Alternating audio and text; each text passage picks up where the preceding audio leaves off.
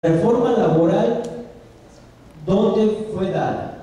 Primero, para poder entenderlo, vámonos a lo que es el artículo 123 constitucional, que es el que rige las relaciones laborales en toda la República. El artículo 123 constitucional tiene dos apartados, el apartado A y el apartado B. ¿Qué quiere decir esto? Que están divididos dos sectores laborales.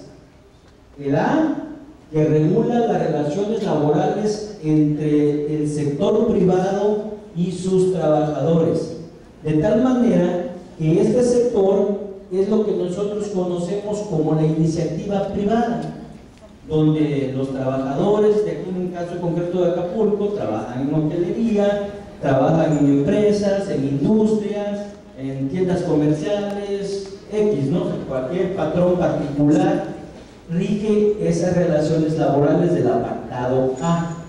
El apartado A tiene una ley reglamentaria y esa se llama Ley Federal del Trabajo, y precisamente es la que se aplica a esos trabajadores que prestan sus servicios a la iniciativa privada. Y entonces, ¿dónde quedamos los servidores públicos? ¿O dónde quedan los servidores públicos? Los servidores públicos no se regulan por la Ley Federal del Trabajo, la que fue reformada. La que contiene toda esa reforma laboral es el apartado A. Los servidores públicos están en el apartado B del artículo 123 constitucional. Este artículo, en su apartado B, no fue reformado, y su ley reglamentaria de ese apartado B es otra ley parecida a la Ley Federal del Trabajo, nada más que esta se llama Ley Federal del Trabajo Burocrático, o de Ley Federal de los Servidores Públicos al Servicio del Estado Federal. De ahí, de esa ley, se desprenden las leyes de los estados del apartado B. Ustedes tienen una ley en el estado que se llama Ley número 248, que no fue modificada ni fue objeto de reforma. Conclusión, tenemos entonces dos parámetros. Uno es la ley federal, que es de aquellos, de los vecinos, de los otros trabajadores, y la Ley Federal del Trabajo Burocrático, que es la que se aplica en su orden a los servidores públicos.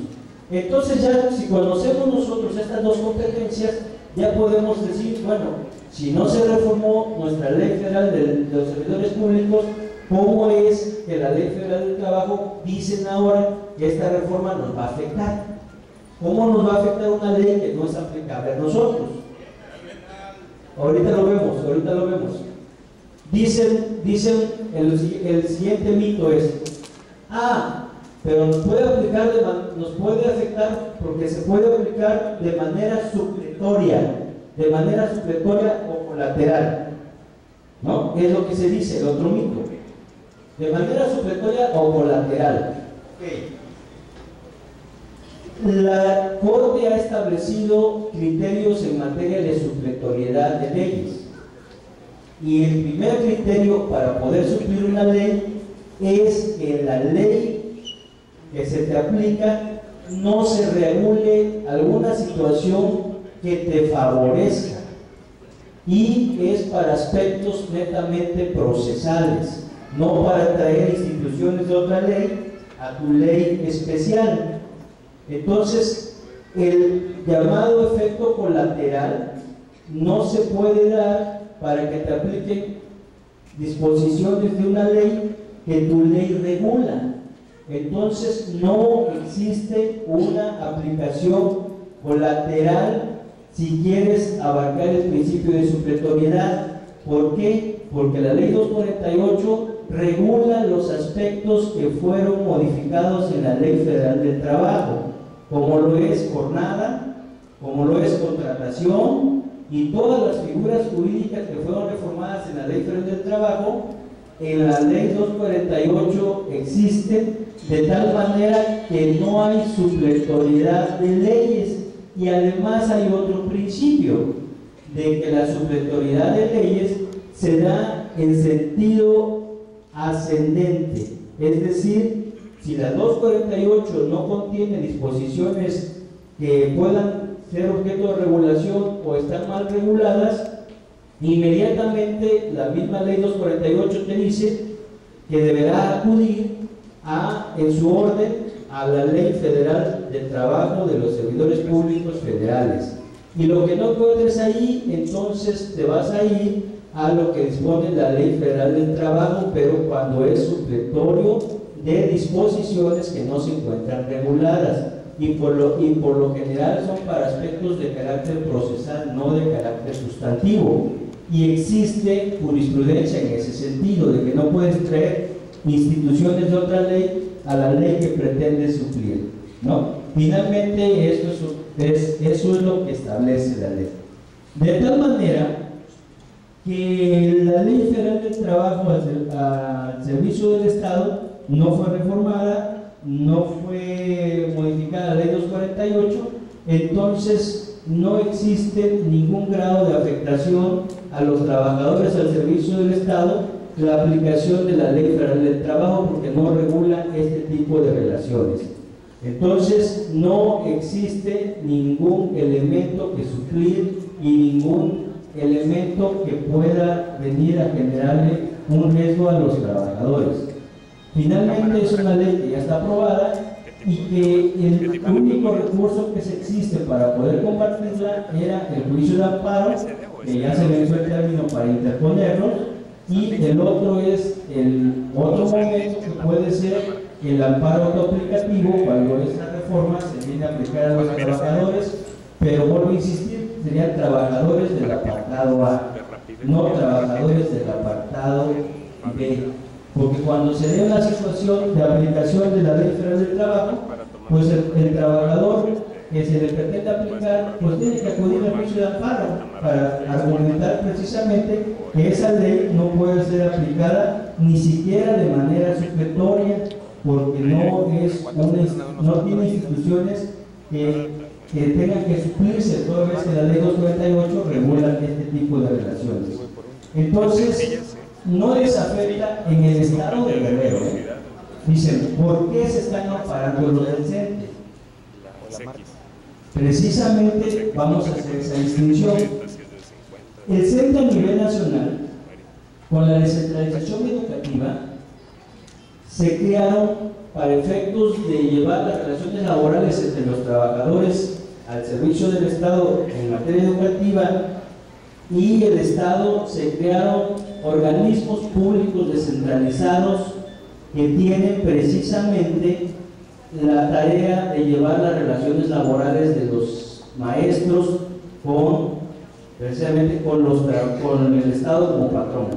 Entonces, en Guerrero no se da ese fenómeno, porque en Guerrero no existe un organismo público descentralizado que sea titular de las relaciones laborales. En Guerrero, cuando se dio la descentralización educativa, no se cumplió con el requisito de formar un organismo público descentralizado, sino que se creó una Secretaría de Educación Guerrero, que orgánicamente se encuentra establecida en la Ley Orgánica de la Administración Pública del Estado como Secretaría del Estado auxiliar del Ejecutivo.